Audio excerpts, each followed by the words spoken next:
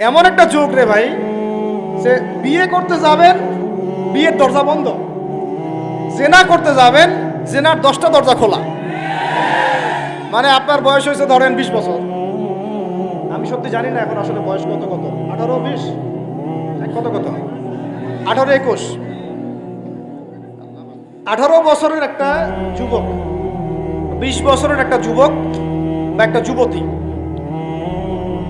মেয়েদের কত 18, ছেলেদের 21। আচ্ছা, এখন 20 বছরের একটা যুবক, সে যদি এখন বিয়ে করতে যায়, তার কেস হবে, তাকে জেলখানা যেতে হবে।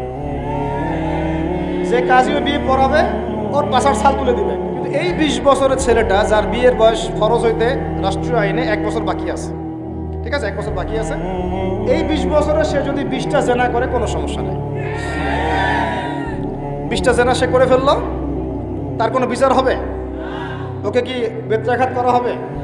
ওকে কি 1 বছরের জন্য নির্বাসিত করা হবে? তাহলে তাহলে আমরা কি সত্যি মুসলমান? আমরা কি আদৌ মুসলমান আছি? বলেন তো দেখি।